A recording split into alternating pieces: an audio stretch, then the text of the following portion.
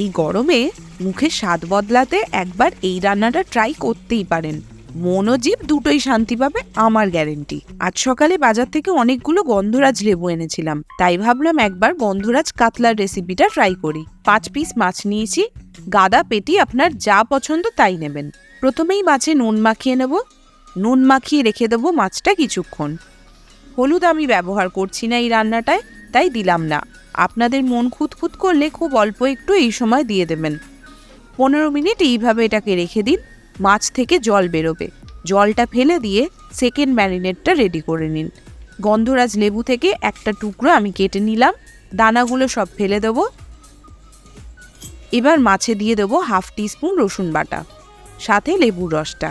এই যা, ছিটকে গেল, আরেকবার ট্রাই করি, এবার ঠিক পারবো। কেটে রাখা লেবুর রসটা দিয়ে দিচ্ছি, তার সাথে লেবুর জেস্ট অর্থাৎ লেবুর খোসার গ্রিন অংশটা গ্রেটারের সাহায্যে ঘষে দিয়ে দিচ্ছি। সাদা অংশটা যেন কোনোভাবেই না যায়, তাহলে কিন্তু তেতো হয়ে যাবে। ভালো করে সব মাছের গায়ে মাখিয়ে নিচ্ছি। এটাকে 20 মিনিট এইভাবেই রেখে দেবো, যাতে সমস্ত ফ্লেভার মাছের ভেতর খুব ভালোভাবে ঢুকে যায়। কড়াতে সর্ষের তেল গরম করতে দিলাম। তেল গরম হলে একটা একটা করে মাছ এর মধ্যে ছেড়ে দিচ্ছি। মাছটা 2 পিঠ ভালো করে ভেজে নেব। লাল লাল করে মাছ ভাজা হয়ে গেছে, এইবার মাছগুলো তুলে নিচ্ছি। ওই তেলে দেব কুচিয়ে রাখা পেঁয়াজ। 2টো বড় পেঁয়াজ নিয়েছি, মিহি করে পেঁয়াজটা কোচানো আছে। পেঁয়াজটা যতক্ষণ ভাজা হচ্ছে আমরা বাকি লেবুর জেস্টটা বের করে নেব।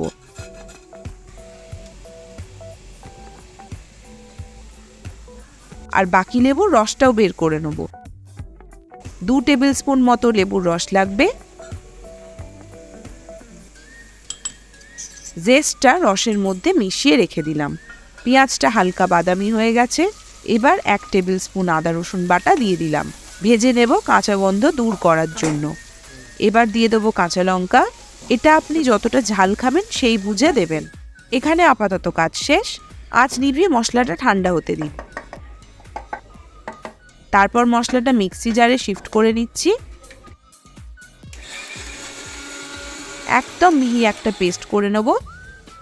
তারপর ওই একই কড়াই ঢেলে দেবো। অল্প জল দিয়ে মিক্সিটা ধুয়ে দিয়ে দিলাম। এবার তেল ছাড়া পর্যন্ত এটা কষাতে হবে। স্বাদমতো নুন দিলাম। মশলা থেকে তেল ছাড়ছে, এই সময় কয়েকটা লেবুর পাতা দিয়ে দিচ্ছি। গন্ধরাজ লেবুর পাতা পেলে তো খুবই ভালো। তেল ছেড়ে গেলে গ্রেভিটা অ্যাডজাস্ট করার জন্য একটু জল দিয়ে দিলাম। সাথে বানিয়ে রাখা লেবুর রস ও 2 চামচ টক দই দিলাম। এই সময় আঁচটা একটু কমই রাখবেন। ভালো করে মিশিয়ে নিলাম ঝটপট। এই সময় অল্প চিনিও দিতে পারেন টকটা অ্যাডজাস্ট করার জন্য। আমাদের গ্রেভিটা ফুটে উঠেছে, এই সময় আমি মাছগুলো দিয়ে দিচ্ছি আর 1 পিঠ করে উল্টে দেব। রান্না রেডি। গরম গরম ধোঁয়া ওঠা ভাতের সাথে সার্ভ করুন এবং এনজয় করুন। টাটা।